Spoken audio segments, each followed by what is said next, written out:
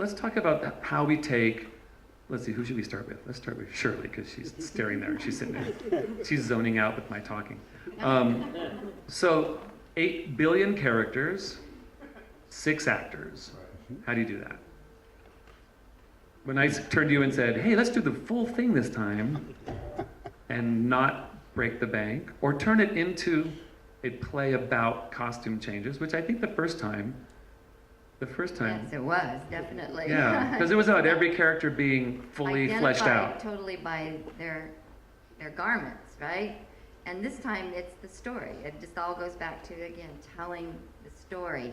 So you wouldn't expect, if you're seeing a troupe or actors that or a storyteller, they don't go off stage and change real quick to start telling you about another character, right? They may have, it'll be a body change, and how their movement is, or maybe a one piece or a voice change. A lot like what was happening already in the radio show. Right? It was already happening in the radio show. So we don't want the costumes to get in the way at all of any of that. So it became, yes, going back to, it's now set in 1842 or whatever, Christmas Eve it is. So it did mean finding that period look, and this time versus the first time in 2008, which I did, it wasn't, we didn't really necessarily think that this was going to be a repeated show for a long period of time, or even the next year, really. This one we're planning on being in-house for a little while. So I had to think about it that way. So that meant, from my point of view, I'm trying to, with a narrow budget, trying to do period work and get them in something that we know can travel with the show from year to year. We had some things. That was great. We were able to go back to stock and use some of the main pieces that we had in the other show. And I was able to actually pull all of, like, the men's pants and some of the vests and things were period pieces we had from shows, so we were able to move that into here. We didn't really have the women's garments. So those have been built, just a basic garment that would tell the basics of a Victorian actor or actress that just shows up in front of you. And then from there, it all becomes the impact of what? Hopefully one piece. So there are a couple of times when we do change the actor. Not only one is complete change. The rest of the time they may go off stage and change maybe 3 or 4 pieces. But 95% of the time, it's one piece. And it's usually either a hat, a cape, a coat change for the men, maybe a vest change, or it's an apron on, apron off, apron reverse, got a reversible apron.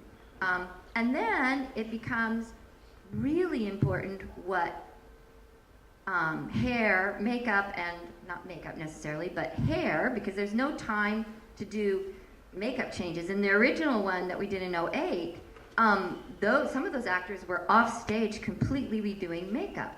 Our Christmas Present. And wigs, we're like 25 wigs or something in that show. Yes, it was just lined up, and they were off stage. One Christmas Present had gold body paint all over him. And he came out bare-chested, and at the end of that, he was downstairs in the shower washing it off so he could come back out as something else. So that doesn't happen in this. It moves right along, right?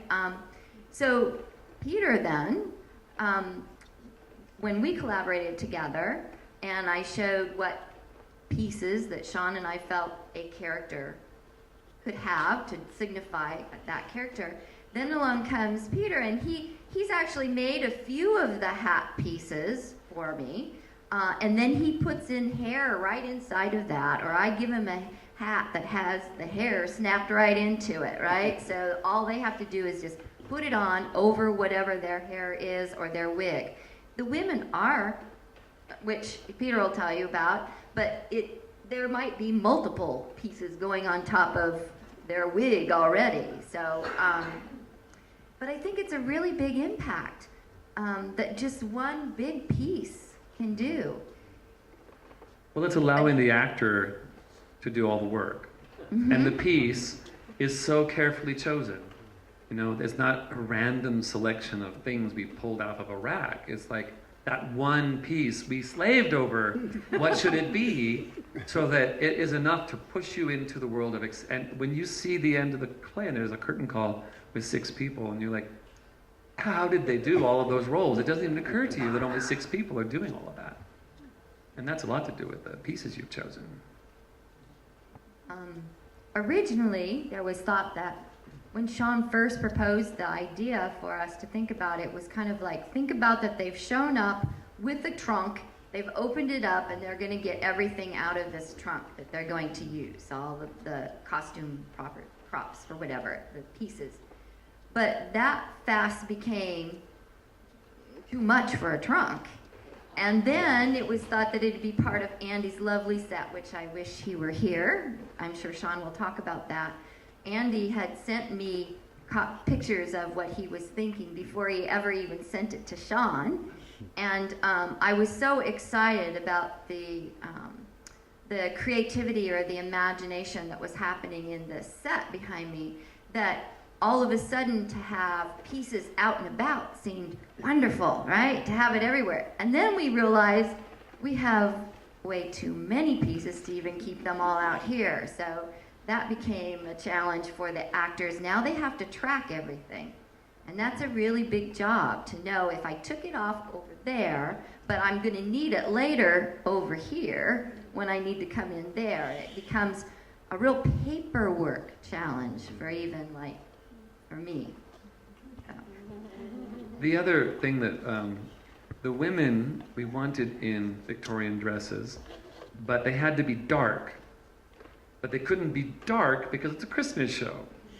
So finding color that also was rich but dark was important. The reason they had to be dark is because a lot of our puppets are created in a banraku style, which is a Japanese traditional puppet that is usually carried. And there's usually 2 or 3 puppeteers that make the puppet come alive. And the puppeteer is usually in full view, and in Japan they're dressed in black. So that you know if they're dressed in black that they don't exist. Well, we can't suddenly have all the women put on black shmadas or something. And so the idea was we want to have these dresses in dark tones so that we can suggest that feeling. So when Melissa Fernandez does like the little boy Scrooge, when he comes walking out, against her burgundy dress, she sort of becomes a backdrop for that puppet. Her dress becomes a curtain in a way. And so those were also things that we had to take into consideration when we were looking at color. Talk about your history with creating A Christmas Carol. That's actually what the show has become, in sort of a nostalgia piece for me. I mean, the way I see it, I'm the icing to Shirley's cake, because she's done such beautiful stuff. But as we've discovered on a couple of these characters, when the actors decide not to wear something out on stage, you're like, you took away one of the funnest parts of that scene. Go put that wig back on. You don't get to wear it for 3 seconds. I've made them put it on. But this is a nostalgia piece because I've done it so many times, and I've done so many versions in this town of this show. So I have like stock pieces. And actually the Marley wig and Christmas present have been with us since the very beginning, and it's kind of nice having them come out because they have personalities unto themselves, and I love seeing them on stage and letting a new actor inhabit them and see what they do to them. And sort of an interesting fact is the 3 women in the show are wearing their wigs that they wore last year, but not in 1940s styles. We kind of took 100 years off of them, and I reset them, and they're now in a lovely 1840-ish, early Victorian style. So it's been kind of the fun, but part of the fun has been, we wanted to keep humor in this. We wanted the Fezzy wig scene to be slightly humorous. We wanted other scenes to have a humor to them. So it's been taking the things and just putting little twists on them. Suddenly, old Joe has sort of thrown some more hair on it that we kind of just laughed at, and that was just added for a show that I'd done earlier this year. And I went, Shirley, and she's like, no, keep it. Let's see, let's go for it. So I think it speaks to scale, which a lot of the pieces that we were playing with, it's a scale. It helps, you know, the size of it, the shape of it. It helps the actor create something different. And a lot of the pieces are different size. They're not at the size that you would think that they should be. When you have just one item for a character, it becomes an iconic item, and so therefore it has to be bigger than life to help. I mean, old Joe, that's the only thing he puts on is a top hat and a thing. It's his normal clothes he wears throughout the whole play. And somehow it just becomes a new character because it's such a big icon that you add to him.